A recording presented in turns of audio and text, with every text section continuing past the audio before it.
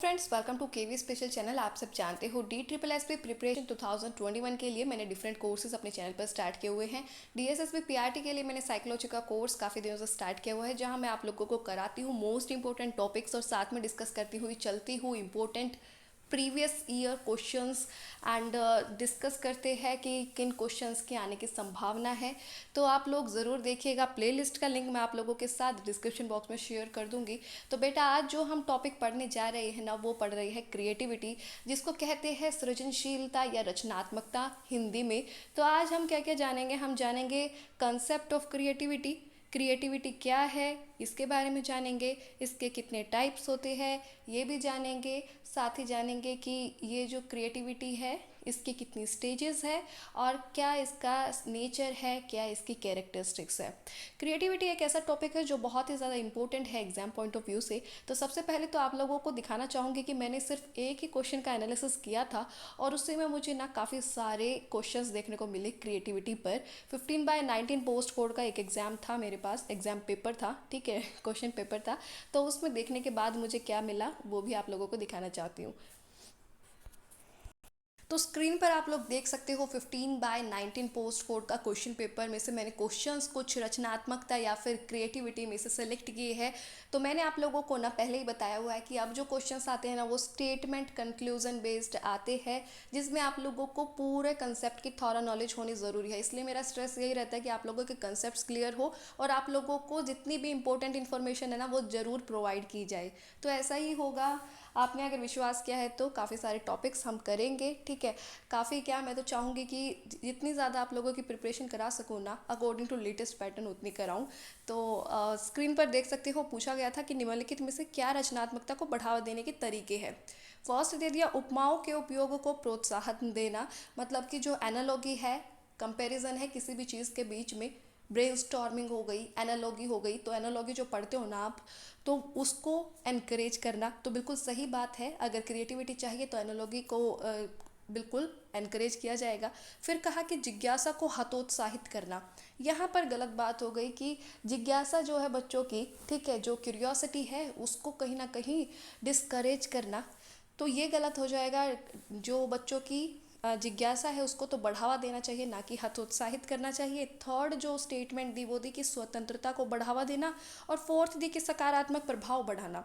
तो स्वतंत्रता को बढ़ावा देंगे तभी तो बच्चे इंडिपेंडेंटली कुछ क्रिएटिव कर पाएंगे ना।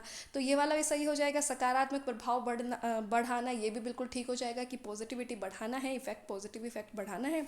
तो इस वजह से इसका आंसर जो है बेटा ऑप्शन 1 हो गया, 1, 3, 4, क्योंकि ऑप्शन नंबर 2 आप दो देख सकते हो कि बिल्कुल गलत दिया हुआ है। नेक्स्ट क्वेश्चन जो मुझे मिला वो मिला कि which of the following approaches have been identified by psychologist that influence creativity. तो बेटा 4A's approach, 4B's approach, 4P's approach, 4S approach. ये देखिए कैसा क्वेश्चन पूछा है ना।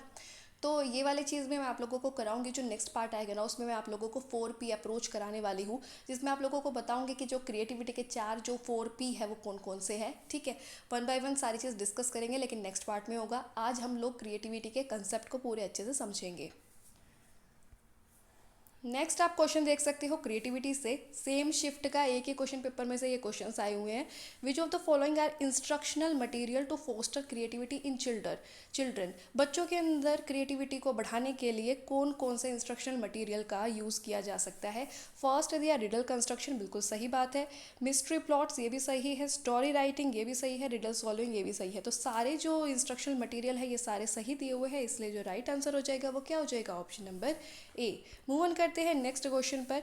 तो ये वाला क्वेश्चन पेडागोजिकल एनालिसिस से हो गया, लेकिन मैं बताना चाहूँगी कि इसमें एक और क्वेश्चन था जिसका मैं स्क्रीनशॉट लेना भूल गई थी और बाद में फिर मुझे टाइम नहीं मिला। तो वो भी कुछ एक आप लोगों का ना नया टॉपिक है, तो वो भी मैं आप लोगों को कवर कराऊंगी। कुछ 6 थिंकिंग हैट्स करके है और वो भी क्रिएटिविटी के अंदर ही आता है। तो आप लोगों के जो नेक्स्ट जो पार्ट्स आएंगे ना, वो भी बहुत इंपॉर्टेंट होंगे क्रिएटिविटी के, तो ज़रूर देखिएगा। आइए करते हैं क्लास स्टार्ट। क्लास स्टार्ट करने से पहले कहना चाहूँगी कि अगर चैनल को फर्स्ट टाइम देख रहे हो या वीडियो को फर्स्ट टाइम देख रहे हो ना, तो चैनल को सब्सक्राइब ज़रूर करना और सब्सक्राइब के साइड में एक बेल आइकन होगा, उसको प्रेस जरूर करना, ताकि आपको सभी नई वीडियोस की नोटिफिकेशंस टाइम टू टाइम मिलती रहे। तो बात करूँ अगर बेटा कंसेप्ट ऑफ क्रिएटिविटी की, कि कंसेप्ट क्या है क्रिएटिविटी का, क्या कहता है, तो मैं बताऊँ आप लोगों को कि हर एक पर्सन जो है ना, हर एक पर्सन जो है वो क्रिएटिव एबिलिटीज़ के साथ पैदा होता है। उसके अंदर कुछ ना कुछ क्रिएटिव एबिलिटीज़ ज़रूर पोजेस होती है, जो कि जन्मजात होती है, ठीक है। लेकिन उसके बाद जो है एनवायरनमेंट जो है ना, वो बहुत बड़ा रोल प्ले करता है कि किसी भी पर्सन की क्रिएटिविटी को फोस्टर करने में। अगर एक पर्सन को, एक बच्चे को क्रिएटिविटी को अपनी क्रिएटिव एक्सप्रेशन के लिए अपॉर्चुनिटीज़ मिल रही है, काफ़ी सारे उसको अवसर प्रदान किए जा रहे हैं, तो वो बच्चा जो है वो काफ़ी हाईली क्रिएटिव होगा और आगे हर चीज़ में वो कहीं ना कहीं कुछ ना कुछ क्रिएटिव ज़रूर देखेगा। लेकिन अगर उस बच्चे को ऐसा कुछ एनवायरनमेंट नहीं मिल रहा है, फैमिली सपोर्ट नहीं कर रही है, इंडिपेंडेंट थिंकिंग नहीं है, तो उस बच्चे की क्रिएटिविटी अपने आप ही कम हो जाएगी। तो ये चीज़ आप लोगों को पता होनी चाहिए कि क्रिएटिव एबिलिटी जो है सबके अंदर होती है किसी में, लेकिन उसकी जो डिग्री होती है ना, क्रिएटिविटी की जो डिग्री होती है ना, वो किसी में कम या ज़्यादा होती है। किसी में हाई लेवल ऑफ क्रिएटिविटी देखने को मिलती है, किसी में थोड़ी कम देखने को मिलती है, ठीक है, किसी में और भी ज़्यादा कम देखने को मिलती है, लेकिन पोजेस सब करते हैं। और अब ये बात आ जाती है कि क्रिएटिविटी क्या एक ही फील्ड में होती है। तो मैं आप लोगों को बताना चाहूँगी कि क्रिएटिविटी जो है ना बेटा, वो कभी भी किसी एक फील्ड पर्टिकुलर से रिलेटेड नहीं है।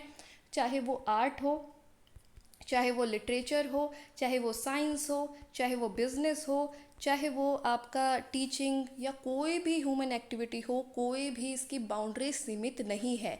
जिसके ज़रिए कोई भी न्यू आइडिया जनरेट हो रहा है, जिसकी वजह से समाज में या संस्कृति में कुछ बदलाव आ रहा है, कोई भी नया आइडिया है, कुछ भी इनोवेटिव है, वो सारा क्रिएटिविटी के अंदर आ जाता है। जैसे महान जितने भी लोग रहे, महापुरुष रहे, महात्मा गांधी जी हो गए, अब्राहम लिंकन हो गए, होमी भाभा हो गए, Newton, Shakespeare, Leonardo da Vinci जो कि एक पेंटिंग करते थे, ठीक है। तो ये सारे क्रिएटिव इंडिविजुअल्स रहे हैं जिन्होंने अपनी अपनी फील्ड में एक रिमार्केबल पोजीशन हासिल की। तो यही कह सकते हो आप लोग भी कि गिफ्टेड तो वे थे, ठीक है, क्रिएटिव एबिलिटीज़ के साथ वे गिफ्टेड थे, लेकिन साथ में जो उनका एनवायरनमेंट उनको ऐसा मिला, रोल ऑफ एनवायरनमेंट भी उनको अच्छा मिला, education, training, opportunities of development, ये सारी चीज़ उनको मिली, तो उनकी क्रिएटिविटी जो है वो एक शेप ले पाई, वो एक खुल कर के सामने आ पाई, ठीक है। अगर बात करूँ महात्मा गांधी की, तो कुछ लोग सोच रहे हो कि महात्मा गांधी को क्रिएटिव कैसे कह रहे हो, तो बेटा उनके आइडियाज़ ही ऐसे हैं जो उनको आज तक ज़िंदा रखते हैं। अगर आप लोग पैसों में उनके चेहरा देखते हो ना कुछ उसमें होगा ना। हर किसी का चेहरा आप लोग नोटों पर तो नहीं देखते हो ना, करेंसी पर तो नहीं देखते हो ना। तो यही चीज़ है, यही वजह है कि कोई भी अगर सोशल और कल्चरल चेंज भी ला रहा है, अपने नए आइडियाज़ को ही प्रोपाउंड क्यों ना कर रहा हो, ज़रूरी नहीं है कि वो एक आप लोगों को मटेरियल फॉर्म में ही दिखाई दे, ठीक है।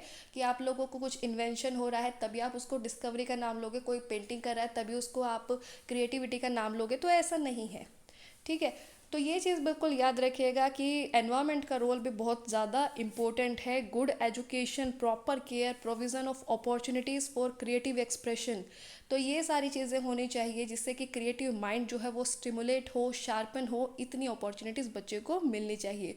और ये सारी अपॉर्चुनिटीज़ प्रोवाइड करने का किसका कार्य हो जाता है? पेरेंट्स का हो जाता है, सोसाइटी का हो जाता है, टीचर्स का होता है।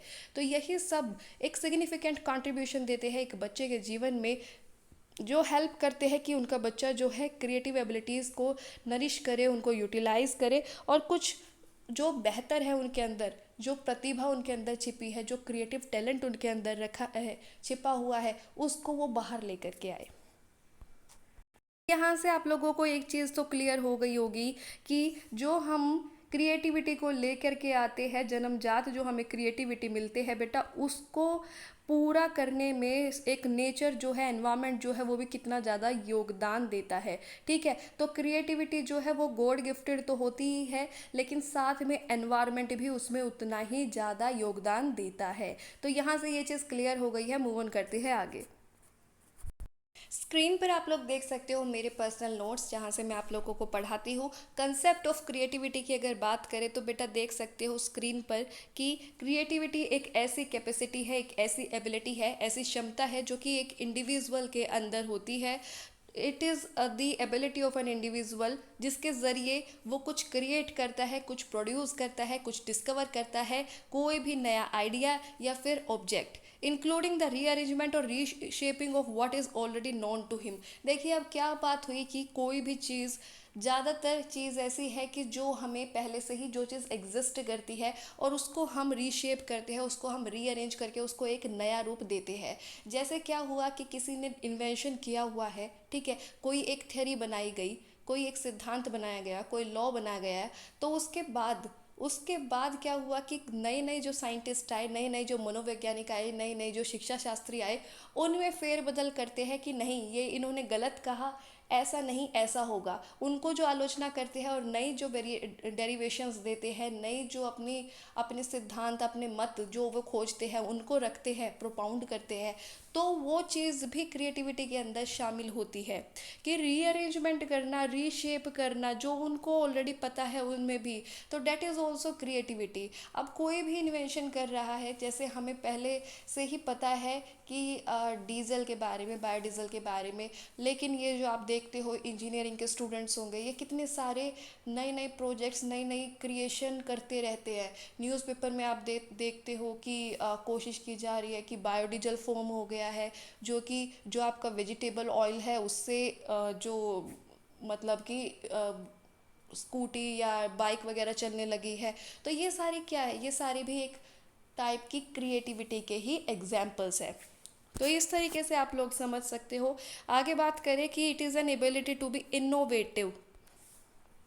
ये वाला वर्ड सारे बच्चे याद रखिए कि क्रिएटिव अगर कोई होगा तो वो इनोवेटिव होगा, वो कुछ लीक से हट करके सोचेगा, उसके अंदर इतनी क्षमता होगी कि कुछ वो अनयूजुअल करे, कुछ डिफरेंट करे, जो औरों से भिन्न हो, उसको एक अलग सोच है उसकी, तो वो कुछ नया करेगा, कुछ उसके थिंकिंग में नयापन, न्यूनेस आप लोगों को ज़रूर देखने को मिलेगा। नोवल रिस्पॉन्सेज हो गए, न्यू आंसर्स होंगे, न्यू रिलेशनशिप को इस्टेब्लिश करना, तो एक नोवेलिटी ज़रूर देखने को मिलेगी, एक अनयूजुअलनेस या फिर इनोवेशन ज़रूर देखने को मिलेगा उनकी थिंकिंग में भी। क्रिएटिविटी को कई बार क्या कह दिया जाता है, क्रिएटिविटी को कह दिया जाता है problem solving ability with originality. तो ये इसलिए कहा कि कोई भी प्रॉब्लम है उसका जो सोल्यूशन निकलता है, ज़्यादातर चीज़ें क्या होती है कि हमारे सामने कोई प्रॉब्लम है, उसको ही तो हम शेप दे रहे हैं, उसमें ही हम कुछ नया कर रहे हैं, तो वो जो, लेकिन जो हम सॉल्व कर रहे हैं ना उसमें हमारी एक ओरिजिनलिटी है, उसमें हमारे जो सोच है ना उसका कुछ नयापन है, हमने अपना कुछ डाला है उसमें, तो ओरिजिनलिटी होगी हमारी थिंकिंग में। तो इस वजह से इसको कहा जाता है, कई बार कह दिया जाता है कि क्रिएटिविटी इज समटाइम्स, कहा जाता है कि problem solving ability with originality. और ये चीज़ें तो बिल्कुल है ही कि क्रिएटिविटी और क्रिएटिविटी थिंकिंग जो होगी ना वो हमेशा आप लोगों को फ्रेश, इनोवेटिव और इन्वेंटिव देखने को मिलेगी। गिलफर्ड की अगर बात करें तो एक छोटी सी मैंने यहाँ पर कोट कर दी है डेफिनेशन कि creativity is the capacity to produce ideas that are both new and useful through divergent thinking. DSSP में भी, NCERT में भी, और आप लोगों का जो CTET के क्वेश्चन है, अक्सर पूछ लिया जाता है कि क्रिएटिव थिंकिंग में कौन सी थिंकिंग अपना रोल प्ले करती है, फोस्टर कौन से थिंकिंग करती है क्रिएटिविटी को, तो बेटा राइट आंसर हो जाता है डाइवर्जेंट थिंकिंग। कॉन्वर्जेंट थिंकिंग से ज़्यादा जो करती है वो करती है अपना योगदान डाइवर्जेंट थिंकिंग, और इसी डाइवर्जेंट थिंकिंग को आउट ऑफ बॉक्स थिंकिंग का नाम दे दिया जाता है कि कुछ लीक से हटना, कुछ जो चीज़ें थी ना उससे बाहर आकर के कुछ नयापन अपना डालना उस चीज़ में। तो वही चीज़ है, अगर आप लोगों से क्वेश्चन पूछा जाए कि which of the following thinking is involve in creative process और इज इन्वॉल्व इन क्रिएटिविटी, सृजनात्मकता या सृजनशीलता या रचनात्मकता में कौन सा चिंतन मौजूद होता है, तो डाइवर्जेंट थिंकिंग होता है। ठीक है, तो इसको ना हिंदी में ज़रूर देख लेना, अभी सारी कहते हैं या क्या कहते हैं, तो वो चीज़ ज़रूर याद रखनी है, क्वेश्चन पूछा जा चुका है। तो जनरली क्रिएटिविटी को ना दो वर्गों में बांटा गया है, दो टाइप्स की क्रिएटिविटी को माना गया है। पहला माना गया है बेटा वर्बल क्रिएटिविटी, और दूसरा माना गया है नॉन वर्बल क्रिएटिविटी। अब ये वर्बल क्रिएटिविटी और नॉन वर्बल क्रिएटिविटी में क्या क्या सम्मिलित हो जाता है वो आप लोग देख सकते हो। देखिए वर्बल क्रिएटिविटी जब होगा ना तो हम जो भी हमारे आइडियाज़ होंगे, जो भी हमारे थॉट्स होंगे, उनको हम या तो स्पोकन लैंग्वेज में या तो हम उनको स्पोकन लैंग्वेज में या फिर डिफरेंट लैंग्वेज में डिफरेंट इंटोनेशन में उनको प्रोड्यूस करेंगे, चाहे वो लिख करके कर रहे हैं, चाहे वो बोल करके कर रहे हैं, चाहे हमने गाना गा दिया, कुछ म्यूज़िक कंपोज कर दिया, स्टोरी को नरेट कर दिया, जितने भी पोएम्स, जितने भी पोइट्स हो गए, जितने भी ऑथर्स होंगे, जितने भी राइटर्स होंगे, तो ये सारे इसके अंदर शामिल हो जाते हैं जो अपने आइडियाज़ को, अपने थॉट्स को एक्सप्रेस करने के लिए लैंग्वेज या भाषा का यूज़ करते हैं, चाहे वो लिखित रूप में करे, चाहे वो मौखिक रूप में करे। तो एग्जांपल्स यहाँ पर देख सकते हो, writing poems, stories, novels, cutting jokes, जितने भी जोक्स बनते हैं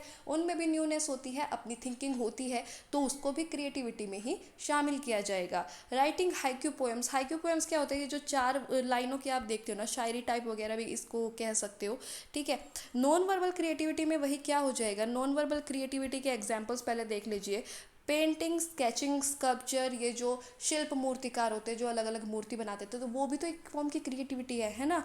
कोलाज बनाना, रंगोली बनानी, तो ये सारी चीज़ें भी जो उदाहरण हो जाएंगे ये नॉन वर्बल क्रिएटिविटी के हो जाएंगे।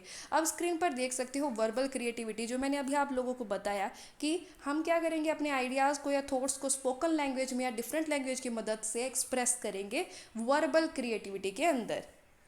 अगर कुछ भी पूछा जाए वर्बल क्रिएटिविटी में क्या होता है, तो expression of thoughts with the help of language.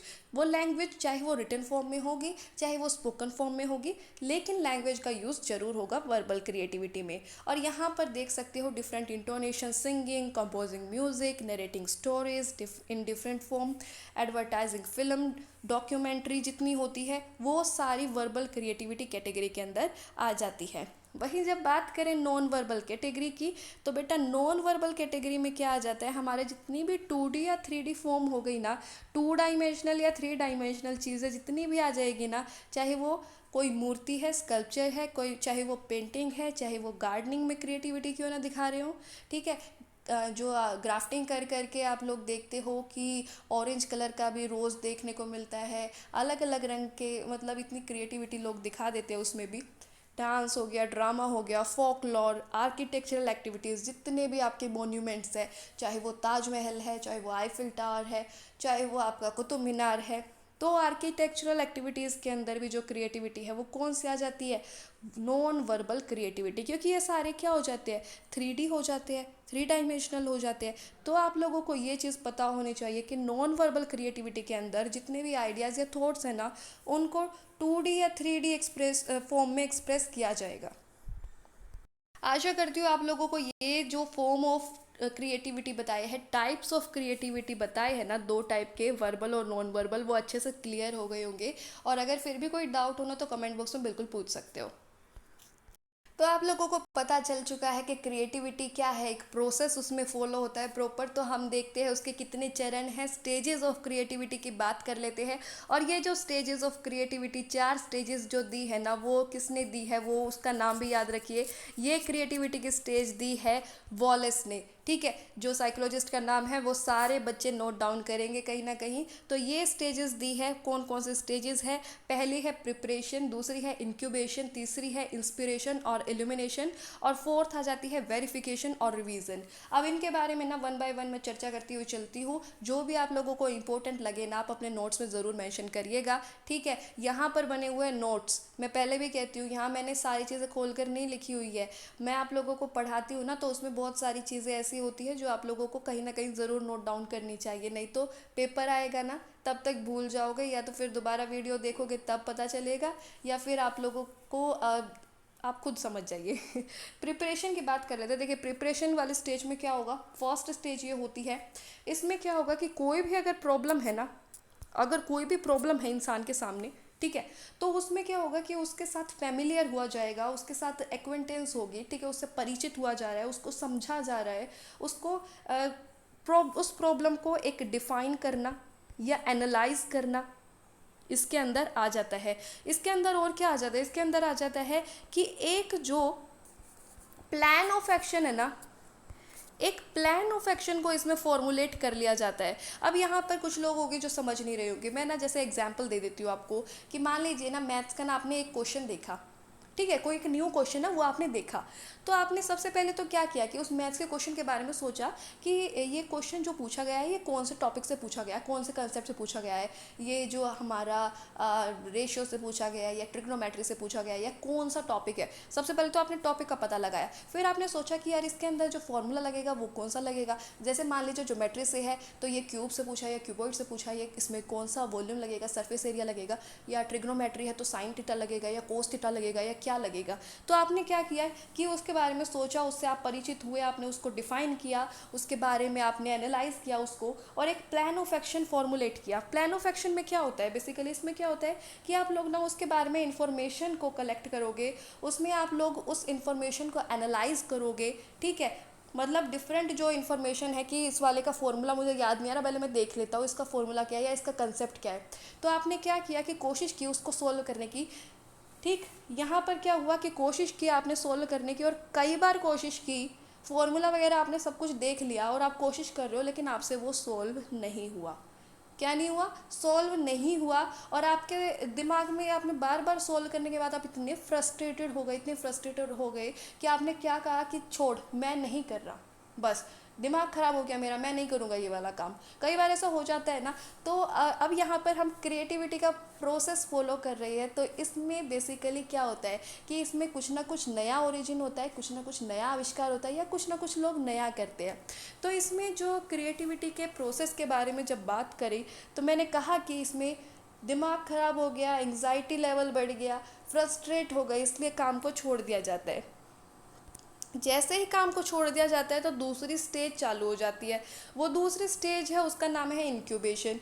Incubation में क्या होता है बेटा, इसमें एब्सेंस ऑफ क्रिएटिविटी थिंकिंग होता है। इसमें क्रिएटिव थिंकिंग नहीं होती। इसमें ना अपने आप को, जब आप लोग किसी चीज़ से फ्रस्ट्रेट हो जाते हो तो क्या करते हो, रेस्ट देते हो अपने आप को, सो जाते हो कि बस हो गया, या फिर आपने जो भी आपकी मनपसंद चीज़ है वो करने लग जाते हो, जिसमें भी आपको इंटरेस्ट आता है वो करने लग जाते हो। जैसे वीडियो गेम में कोई गेम खेल लिया, पबजी खेल लिया, या फिर आप बाहर खेलने चले गए या बाहर वॉकिंग के लिए चले गए कि आज तो बड़ा दिमाग ख़राब कर दिया उस क्वेश्चन ने। ठीक है, यहाँ पर मैं क्वेश्चन से बता रही हूँ तो इसका क्वेश्चन मत समझिएगा। ये कोई भी साइंटिफिक डिस्कवरी के लिए, इन्वेंशन के लिए ये आप स्टेजेस मान सकते हो। ठीक है, यहाँ आपकी अंडरस्टैंडिंग के लिए ये वाला एग्जाम्पल मैंने लिया हुआ है। तो यहाँ क्या होगा कि बेटा एब्सेंस ऑफ क्रिएटिव थिंकिंग हो जाएगा। यहाँ पर आप रेस्ट कर रहे हो, अपने आप को रेस्ट दे रहे हो, सो रहे हो, या फिर अपने आप को किसी एक इंटरेस्टेड एक्टिविटी में लगा रहे हो, लेकिन आपके दिमाग में ना वो जो प्रॉब्लम थी, अब आप लोगों को मान लीजिए ये साइंटिस्ट होते हैं, इनको तो कुछ ना कुछ जो चीज़ चाहिए वो चीज़ चाहिए, मतलब पता लगाना होता है, कुछ ना कुछ आविष्कार करना होता है, तो वैसे तो रुकेंगे नहीं। तो उनके दिमाग में कहीं ना कहीं वो प्रॉब्लम जो है ना, वो उनकी प्रॉब्लम वो चली जाती है बेटा अनकॉन्शियस माइंड में। ठीक है, वो चली जाती है अचेतन मन में या अनकॉन्शियस माइंड में। तो वो चाहे वो कुछ ना कुछ अलग करते क्यों ना रहे, लेकिन कहीं ना कहीं उनके दिमाग में वो चीज़ भी दिमाग में होती है कि वो वाली प्रॉब्लम मुझसे सोल्व नहीं हुई, ऐसा क्या क्वेश्चन था, वो ऐसे क्या प्रॉब्लम थी, लेकिन मैं उसका पता लगा के रहूँगा। तो वो चीज़ वो सोच नहीं रहा, लेकिन फिर भी उसके अनकॉन्शियस माइंड में वो चीज़ उपलब्ध है, वो और कोई एक्टिविटी कर रहा है। अब जैसे एग्जाम्पल की बात करूँ तो आर्किमिडीज़ को ले लीजिए। आर्किमिडीज़ ने जब इन्वेंशन की ना, तो वो स्ट्रक हो गया। उसने सोचा, बहुत प्रयास किए, लेकिन वो जब बिल्कुल फ्रस्ट्रेट हो गया, तब वो बाथ टब में नहा रहा था, अचानक से उसके दिमाग में आइडिया आया, और वो जो है उसने खोज लिया, यूरेका यूरेका कह के वो इतना चिल्लाया, इतना खुशी से झूमा, पागल हो गया कि वो बाथ टब से ही बाहर निकल करके मुझे मिल गया, यूरेका यूरेका कर रहा है। तो वो ये चीज़ साइंटिस्ट के ऊपर मैं आप लोगों को बता रही हूँ कि जितने भी इन्वेंशन होते हैं, जितने भी डिस्कवरीज होती है, उनमें क्या प्रोसेस फॉलो होता है बेसिकली। तो वो अनकॉन्शियस माइंड में हो जाती है। उसके बाद क्या होता है, अनकॉन्शियस माइंड में होने के बाद ना सडनली हमारे दिमाग में एक सॉल्यूशन का क्लू या एक हमें स्पार्क मिलती है। ठीक है, एक स्पार्क मिलती है, और जैसे ही हमें एक सॉल्यूशन का क्लू मिलता है, ये तीसरी वाली स्टेज एक्टिव हो जाती है, इंस्पिरेशन और इल्यूमिनेशन। इसमें क्या होगा, इस वाली स्टेज में हमें सडन आइडिया मिलेगा, अचानक से हमें आइडिया मिल जाएगा जिस प्रॉब्लम में हम स्ट्रक हुए थे, जिसमें हम अटके थे। और इसको क्या देते हैं, वो जो सडन आइडिया मिला है ना बेटा, वो इंसाइट, अंतर्दृष्टि की वजह से मिला। ऐसा भी मानते हैं। तो वो जो आइडिया मिला वो इंसाइट की वजह से मिला, अनकॉन्शियस माइंड में था, उस वजह से मिल गया, एकदम से स्पार्क हुई। और हम कोशिश करते हैं कि हमें जो है वो बेटर या बेस्ट सॉल्यूशन मिले। जो क्रिएटिव पर्सन है वो यही चाहेंगे कि जो भी इंसाइटफुल सॉल्यूशन है वो लागू ज़रूर हो। फिर उसके बाद अब कोई सॉल्यूशन दिमाग में आया तो उसको लगा करके अप्लाई भी तो करके देखोगे। जैसे मैंने कहा कि गणित की कोई प्रॉब्लम थी, तो आपके दिमाग में अगर कुछ आया होगा तो उसको अप्लाई तो करके देखोगे कि उससे क्वेश्चन सॉल्व हो रहा है या नहीं। तो इसी तरीके से वो साइंटिस्ट भी करेंगे, उस वाले आइडिया को वो वेरीफाई करके देखेंगे, उसमें अप्लाई करके देखेंगे। तो जो फोर्थ स्टेज है, अब इस वाले का नंबर आ जाता है। फाइनल स्टेज में क्या होता है कि क्रिएटिव प्रोसेस में इसमें क्रिएटिव थिंकिंग होती है आपकी प्रेजेंट पूरी। और इस वाले में आप लोग वेरीफाई करके देखते हो उस आइडिया और सॉल्यूशन को कि वो कितना करेक्ट है या नहीं। ठीक है, वो करेक्ट है या नहीं। अगर वो करेक्ट है तो इसका मतलब है कि आपने तो अपनी पूरी स्टेजेस मतलब कि कुछ ना कुछ पा लिया है, फाइनली आपने जो वेरीफाई करके देख लिया है। अगर आपको वो चीज़ नहीं मिलती, अगर आपको नहीं मिलती है तो ये रिवीजन वाली स्टेज चालू हो जाएगी। दोबारा से आप लोग क्या करोगे, उस प्रॉब्लम को फिर से पढ़ोगे, उस क्वेश्चन को, कि कभी मैंने क्वेश्चन पढ़ने में ही ना कुछ गलती कर दी हो। और फिर से आपकी वो फ्रस्ट्रेट हुए तो फिर इंक्यूबेशन की स्टेज आ जाएगी, फिर से आप अटक जाओगे। ठीक है, फिर अनकॉन्शियस माइंड में होगी तो फिर से वो इंस्पिरेशन होगा, सडन आइडिया एक और आएगा। तो आइडिया आएगा तो फिर आप उसको अप्लाई करके देखेंगे, हो सकता है कि इस बार आपको आंसर मिल जाए। तो ये साइकिल चलती है बेटा, स्टेजेस ऑफ क्रिएटिविटी में ये वाली साइकिल कंटिन्यू रहती है। तो आशा करती हूँ आप लोगों को स्टेजेस ऑफ क्रिएटिविटी अच्छे से समझ में आ गया होगा। नेक्स्ट जो आगे के कंसेप्ट है ना बेटा, वो अगले पार्ट में ज़रूर डाल दूँगी। ठीक है, अभी मैं थोड़ा थकी हुई हूँ तो ये वाली वीडियो मैं करती हूँ यहीं पर ख़त्म। आशा करती हूँ आप लोगों को अच्छे से क्लियर हो गया होगा जितना अभी पढ़ाया है। और अगर फिर भी कोई डाउट हो ना तो कमेंट बॉक्स में बिल्कुल पूछ सकते हो, मैं रिप्लाई ज़रूर करूँगी। आपने ये वीडियो देखी उसके लिए thank you so much and all the best for your future. Video पसंद आई तो लाइक ज़रूर कीजिएगा, ज़्यादा से ज़्यादा शेयर ज़रूर कीजिएगा। और अगर अभी तक चैनल को सब्सक्राइब नहीं किया है तो सब्सक्राइब करिए, किस चीज़ का वेट कर रहे हो। And don't forget to press the bell icon. God bless you.